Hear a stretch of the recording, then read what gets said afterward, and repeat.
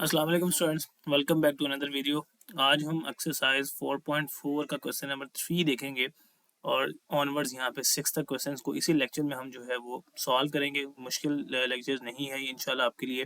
Factorisation हमने already सीख रखी है। तो विदाउट एनी टाइम वेस्ट हम अपने क्वेश्चन की तरफ मूव करते हैं और इसके स्टेटमेंट को पढ़ते हैं। क्वेश्चन नंबर 3 में कह रहा है an investors return R x in rupees after investing x thousand rupees. अब बच्चे अक्सर मतलब ये आपके पास वर्ड जो है ना कि जिसे प्रॉब्लम्स कहते हैं, इस दफ़ा उन्होंने ये प्रॉब्लम बहुत ज़्यादा ऐड की हैं क्योंकि उन्होंने आपको ये सिखाना चाहा है कि मैथ्स बेसिकली कहाँ यूज़ हो रहा था। बच्चों का क्वेश्चन होता है कि सर मैथ्स कहाँ पे यूज़ होता है, कैसे है। तो इस क्वेश्चन को उन्होंने दूर करने के लिए कि हम आम लाइफ में प्रॉब्लम्स को मैथ से डील कर सकते हैं। तो वो कहता है क्या, इन्वेस्टर ने उनको रिटर्न मिलेगा R x in rupees, rupees के अंदर after investing x thousand rupees. इस एक्स का मतलब यहाँ पे है, जो एक्स का यहाँ पे बेसिक मकसद मैं आपको यहाँ पे समझाता हूँ। चलो ये एक्स है, एक्स थाउजेंड रुपीज़ का मतलब एक्स का हमें नहीं पता, लेकिन जो एक्स आएगा एक्स थाउजेंड का मतलब 2000 3000। अगर एक्स टू आता है तो उसका मतलब 2000, थ्री आता है तो उसका मतलब 3000। और in rupees in given by quadratic expression, और आगे आपके पास एक क्वाड्रेटिक एक्सप्रेशन है। वो कहता है factorise the expression, find the investment that levels that result in zero return. वो कहता है मतलब उसको कोई प्रॉफिट नहीं हो रहा, कोई लॉस नहीं हो रहा है, जीरो रिटर्न आ रहा है उसको। तो जीरो रिटर्न कहाँ पे आ रहा है, कितना वो इन्वेस्ट करे रुपीज के अंदर, तो उसको ये इन्वेस्टमेंट मतलब मिलेगी। अब अब इस क्वेश्चन को हम थोड़ा सा देखते हैं कि क्वेश्चन बेसिकली है क्या। आपको सबसे पहले आप क्वेश्चन यहाँ पे लिख लें, आर एक्स के अंदर क्वेश्चन गिवन है और आपके पास एक क्वाड्रेटिक एक्सप्रेशन है, minus x square minus x है और माइनस सिक्स एक्स है, और लास्ट में आपके पास जो है माइनस एट आ रहा होगा। तो ये आपके पास एक एक्सप्रेशन आ गया। अब सबसे पहले तो इसे फैक्टराइज कर लें विदाउट एनी टाइम वेस्ट, कुछ भी नहीं है। सबसे पहले एक क्वाड्रेटिक इक्वेशन आती है तो हम उसे फैक्टराइज करते हैं, जैसे क्वेश्चन में मेंशन है फैक्टराइज द एक्सप्रेशन, कि एक्सप्रेशन को फैक्टराइज करूँ और उसके बाद वो इन्वेस्टमेंट निकालू रुपीज के अंदर जिसपे उसका रिटर्न जीरो पे आ रहा है। तो हम सबसे पहले इसको सॉल्व करते हैं, फैक्टराइज करते हैं। और एक्स आपको याद होना चाहिए एक्सप्रेशन के अंदर एक्स स्क्वेयर वाली टर्म हमेशा नेगेटिव नहीं होनी चाहिए, पॉजिटिव होनी चाहिए। माइनस कॉमन ले लें, माइनस कॉमन लेने से अंदर वाली टर्म्स के साइन को चेंज कर दिया जाता है। तो सारी टर्म्स के जो साइन है वो हमारे पास जो है वो चेंज हो जाएंगे। क्वेश्चन मैंने ठीक नहीं लिखा था, यहाँ पे प्लस सिक्स एक्स था, तो इसलिए यहाँ पे जो है मेरे पास माइनस सिक्स एक्स आएगा जब मैं कॉमन लूंगा। तो ये करेक्शन आपने यहाँ पे कर ली। माइनस एट ही था क्वेश्चन के अंदर, अब वो माइनस एट प्रेजेंट हो गया। आर एक्स है एज इट इज, माइनस ने एज इट इज चलना है। इसकी मिड टर्म ब्रेकिंग हम ऑलरेडी सीख चुके हैं बच्चों, एक्सप्रेशन की मिड टर्म ब्रेकिंग कैसे की जाती है। फर्स्ट और लास्ट का प्रोडक्ट लेते हैं, ये डाटा और सेंटर वाले को ब्रेक करते हैं, minus four x minus two x plus eight आ जाएगा। तो एक्सप्रेशन की फैक्टराइजेशन मैंने यहाँ पे आपको बहुत डिटेल में नहीं बताई। अगर किसी को ना समझ आए तो मेरी एक्सरसाइज निकाल के वीडियो को 4.1 दे दे, देख ले, जिसका मैं लिंक यहाँ पे दे दूंगा, उसको समझ आ जाएगी। फर्स्ट टू टर्म्स में कॉमन देखते हैं, एक्स माइनस फोर कॉमन आएगा, माइनस टू कॉमन आएगा, अंदर वाले टर्म के साइन चेंज हो जाते हैं, एक्स माइनस फोर आ जाएगा। और यहाँ पे ये माइनस एज इट इज, ये एक्स माइनस फोर सेम आता है हमेशा फैक्टराइज करने से। एक्स माइनस टू एक तो बच गया ये वाला, और यहाँ पे आपके पास आ गया जी एक्स माइनस फोर। तो ये आपने जो है इसकी फैक्टराइजेशन जो है वो कर ली है, विच इज रिक्वायर्ड फॉर्म है आपके पास जो हमें चाहिए थी। उसने कहा था कि फैक्टराइज करके इसकी वो फॉर्म निकालो।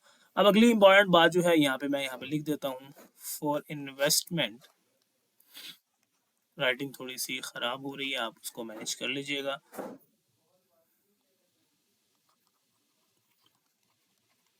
तो यहाँ पे हमें कह रहा है कि for investment that result in zero return, उसने आपको बताया था ना जिसमें रिटर्न आपके पास जो है ना जीरो आना है। जीरो रिटर्न के लिए हमने करना क्या है, यहाँ पे उसने ज़्यादा ख़राब कर दिया, इसको थोड़ा सा ठीक कर लेते हैं। रिटर्न जो है उसमें आपको आर एक्स जो है वो जीरो के इक्वल रखना है। क्वेश्चन में आपके पास ये बात गिवन थी, अगर आप अपना क्वेश्चन पढ़ लें, जिसमें उसने कहा था factorise the expression and find the investment levels that result in zero in return. Zero in return का मतलब है यहाँ पे एक तो उसको जीरो रिटर्न कहाँ पे मिल रहा है, और दूसरी बात यहाँ पे उसने आपको क्वेश्चन स्टार्ट में बताई थी कि आपने इसको जीरो के इक्वल रख लेना। मतलब आपके पास ये आर एक्स जो है जीरो के इक्वल आ जाएगा। आर एक्स पे जीरो का आने का क्या मतलब है कि यहाँ पे आपके पास बेसिकली जीरो होने वाला है। मैं आपको यहाँ पे मार्क करता हूँ, तो यहाँ पे बेसिकली ये पूरी चीज जीरो हो जाएगी। इसका मतलब हम इस पूरी चीज को जीरो के इक्वल रख सकते हैं। अब मैं इसको यहाँ पे ऐसे लिखता हूँ, minus into x minus to है आपके पास एक फैक्टर ये आया, एक्स माइनस फोर, इस पूरे फैक्टर को हम जीरो के इक्वल रख देते हैं। अब ये माइनस है, माइनस में जाके पॉजिटिव में चेंज हो जाएगा। आप माइनस को ना भी लिखें तो कोई मसले वाली बात नहीं है। अब आप सिंपल लिखेंगे x minus two is equal to zero, और x minus 4 is equal to 0। दोनों चीज़ों को 0 के इक्वल आपने यहाँ पे रख लिया।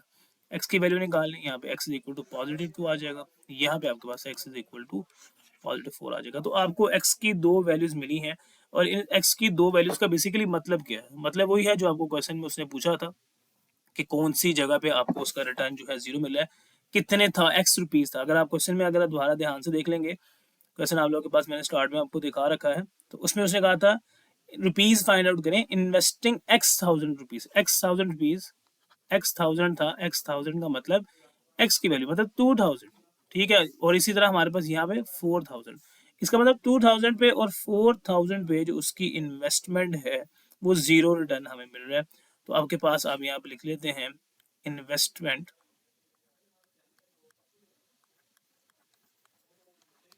स्पेलिंग शायद गलत दिखेगी, उसको ठीक कर लीजिएगा। इन्वेस्टमेंट लेवल इज, यहाँ पे आपके पास 2000,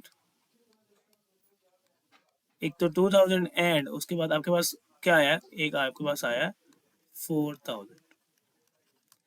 4000 और 2000 पे जो आपके पास रुपीज, आप पूरी बात भी लिख लें, रुपीज आपके पास जो है वो एज 0 रिटर्न, मतलब 2000 पे और आपके पास जो है 4000 पे आपको जो रिजल्ट मिल रहा है वो 0 के फॉर्म में मिल रहा है, रिटर्न जो है वो 0 मिल रहा है। तो राइटिंग थोड़ी सी मैंने एंड पे इतनी अच्छी नहीं लिखी, तो आप उसको समझ लीजिएगा।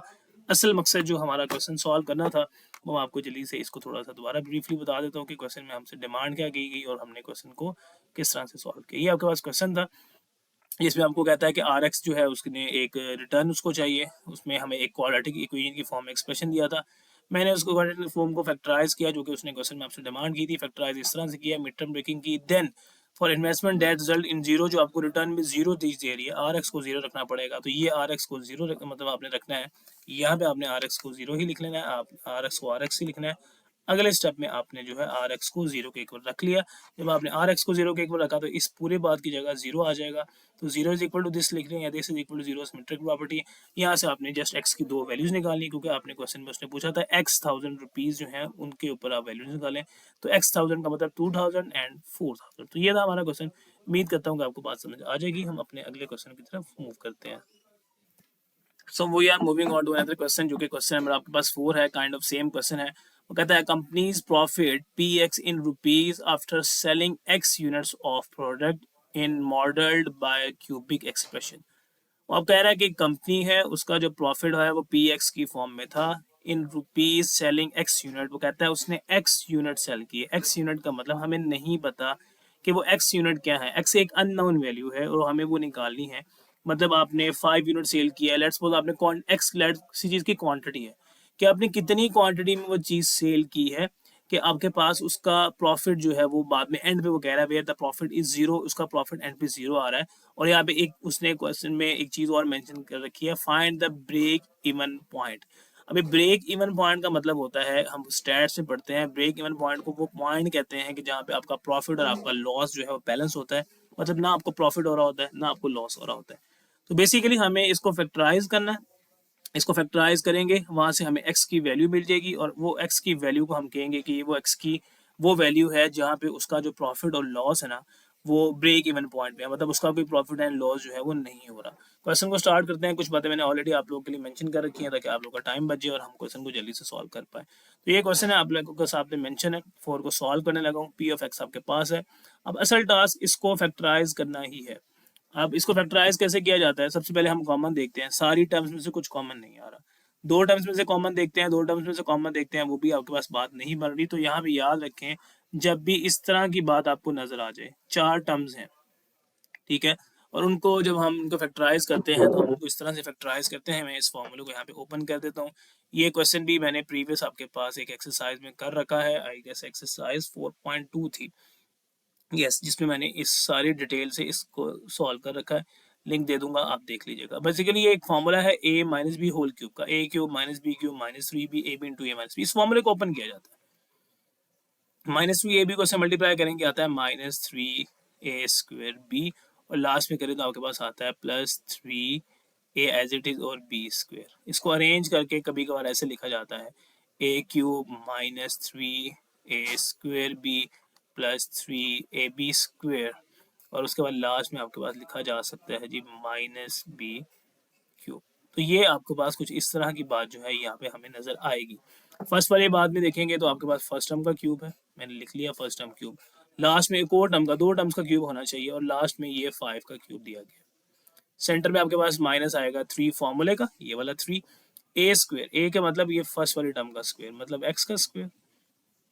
और बी आपके पास ये वाली टर्म है जो जिसका क्यूब लिया गया, और वो है आपके पास 5। इसी तरह आगे आप इसको ओपन करेंगे 3, यहाँ पे आपके पास एक्स एज इट इज, और यहाँ पे आपके पास आ जाएगा जी 5 स्क्वेयर। अगर आप ध्यान से आप देखें ये क्या फॉर्म बन चुकी है, A cube minus 3 A square B plus 3 A B square minus B cube, ये फॉर्म बन चुकी है। और इसको क्लोज करें तो क्या लिखते हैं, जैसे अभी यहाँ पे लिखा हुआ है A minus B whole cube. मतलब मैं अब इसको, इस पूरी बात को क्लोज करके लिखूंगा तो मैं क्या लिखूंगा, ए और बी का क्यूब लिखूंगा, और ए मेरे पास जो है वो एक्स है, माइनस लगा के बी मेरे पास 5 है, तो ए माइनस बी होल क्यूब।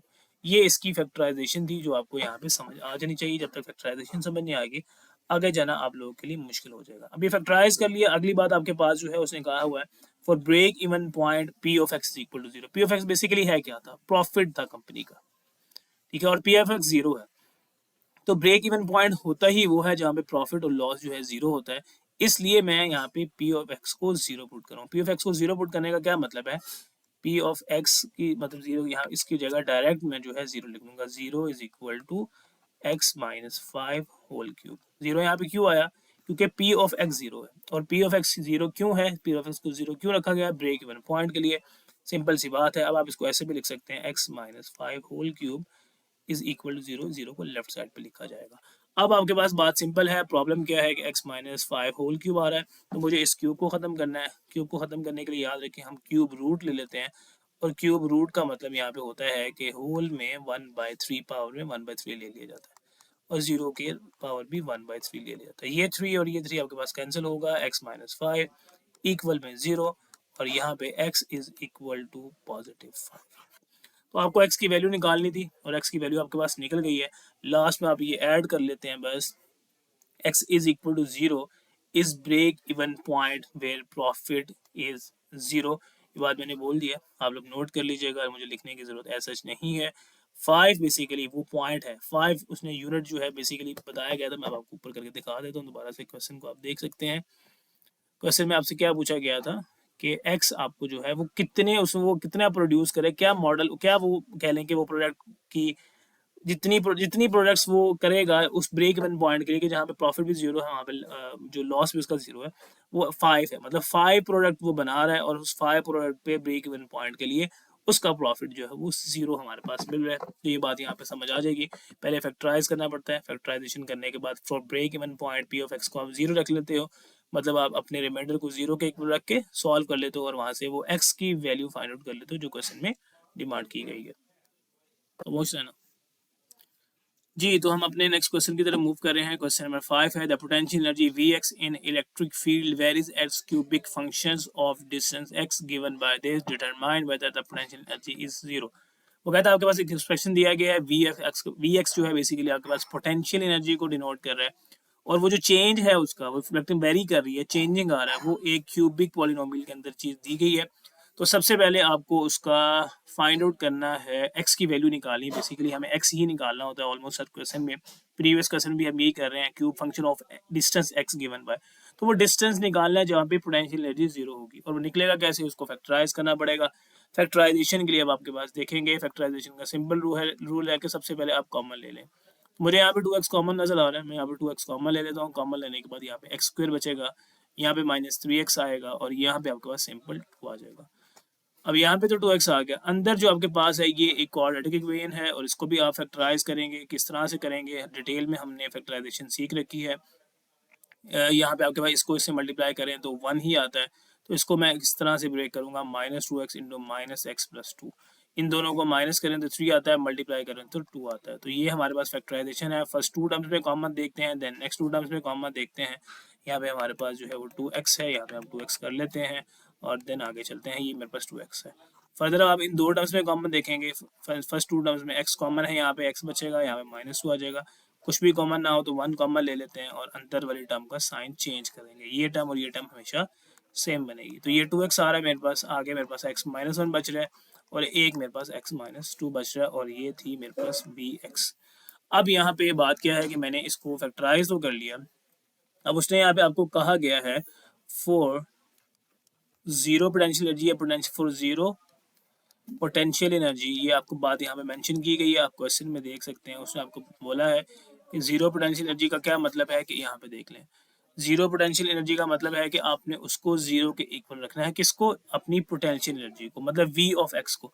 तो जब आप v ऑफ x को जीरो रखेंगे तो होगा क्या, मैं यहाँ पे देखता हूँ, मैं यहाँ पे आपको लिख के दिखा देता हूँ, v of x is equal to zero. इसका मतलब इस पूरी जगह की जगह जीरो आ जाएगा, तो मैं ऐसे लिख लूंगा, zero is equal to 2x, यहाँ पे आपके पास है x माइनस 1, यहाँ पे आपके पास है x माइनस 2। जीरो का मतलब है कि आपने सिमेट्रिक प्रॉपर्टी पढ़ी हुई है। मैं जीरो यहाँ से हटा के जीरो जो है यहाँ पे लगा देता हूँ, ताकि आपको बात जो है जल्दी समझ आ जाए और आसान समझ आ जाए। अब आप बारी बारी इन सब वैल्यूज को जीरो के इक्वल रखेंगे। 2x is equal to zero, और x minus 1 is equal to zero, और x minus 2 is equal to zero.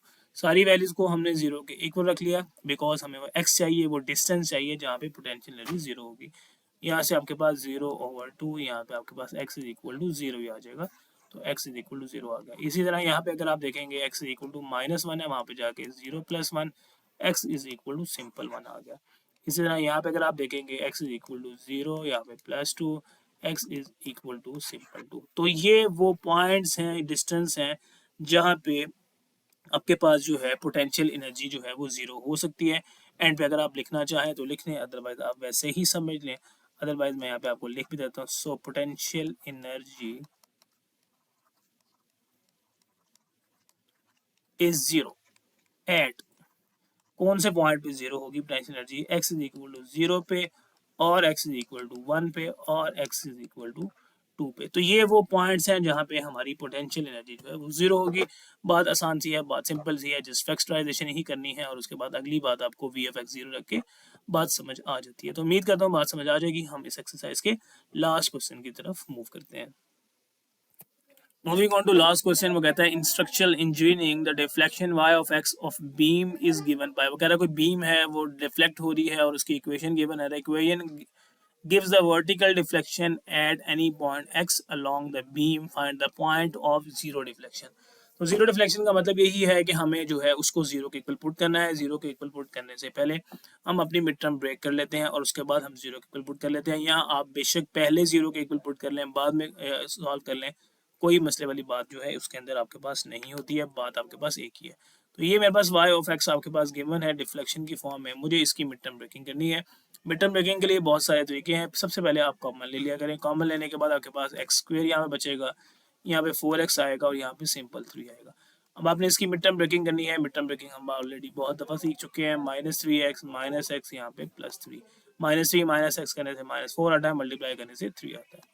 तो ये two as it is first two terms में कॉमन देखें, x -3 है, नेक्स्ट में कुछ कॉमन नहीं है तो 1 कॉमन ले लेते हैं, और यहाँ पे आपके पास x -3 आ जाता है, और नेक्स्ट में आपके पास यहाँ पे 2 आ जाएगा, यहाँ पे आपके पास बनेगा x -3, और यहाँ पे आपके पास बन रहा है x -1। So for deflection point आपको y x is equal to zero के इक्वल पुट करना है। y ऑफ x जीरो के इक्वल पुट करने का मतलब है कि यहाँ पे जो y ऑफ x चल रहा था वहाँ पे अब जीरो आ जाएगा। तो zero is equal to 2 into x -3 into x -1। तो जीरो आप यहाँ पे लिखें या यहाँ पे लिखें, एक ही बात है। तो मैं जीरो को जो है वो राइट साइड पे लिख देता हूँ, आप जीरो को राइट साइड पे लिख लें, सिमेट्रिक प्रॉपर्टी के अकॉर्डिंग हम उसको कहीं भी लिख सकते हैं। अब टू यहाँ मल्टीप्लाई है, वहाँ जाके जीरो हो जाएगा, टू को जीरो के इक्वल रख भी नहीं सकते, तो इसका मतलब ये दो चीज़ों को जीरो के इक्वल रखेंगे। X -3 is equal to zero, और x -1 is equal to zero, because two जो है जीरो के इक्वल तो नहीं हो सकता, तो टू को फिर जीरो के इक्वल रख भी नहीं सकते। यहाँ सिंपल है, टू यहाँ मल्टीप्लाई, यहाँ पे जाकर टू डिवाइड होगा, और यहाँ पे जीरो आ जाएगा। तो वो काम बेशक आप कर लें, आप जिस तरह से मर्जी कर लें, जैसे भी आपको समझ आ जाए। आप इन्हें ये परेशान नहीं होना कि ये बेसिकली टू गया कहाँ पे। आगे देखेंगे तो आगे आपके पास जो है जस्ट x की वैल्यू निकालनी है। x -3 है, इक्वेशन के उधर जाके ये +3 हो जाएगा, तो x इज इक्वल टू 3 आ जाएगा, और यहाँ पे आपके पास x इज इक्वल टू 1 आ जाएगा। तो दो x की वैल्यूज बेसिकली आपके पास आ गई। ये वो पॉइंट्स हैं, डिफ्लेक्शन पॉइंट्स हैं जिसे आप कह सकते हो। सो आप यहाँ पे लिख सकते हो पॉइंट्स ऑफ जीरो डिफ्लेक्शन। ये दोनों पॉइंट जीरो डिफ्लेक्शन के पॉइंट है। कौन कौन से? x is equal to 1, and x is equal to 3। तो ये जीरो डिफ्लेक्शन के पॉइंट थे, यही आपको फाइंड आउट करना था। इससे ज़्यादा और इससे ज़्यादा मतलब इससे ज़्यादा कोई बात यहाँ पे नहीं है जो आपके पास ऐड करने वाली हो। जैसे ये बात थी, उम्मीद करता हूँ कि लेक्चर आपको समझ आ चुका होगा। मिलते हैं आपके साथ अपनी अगली वीडियो में, अपने अगले किसी क्वेश्चन किसी एक्सरसाइज के साथ। तब तक अपना ख्याल रखें। अल्लाह हाफिज़।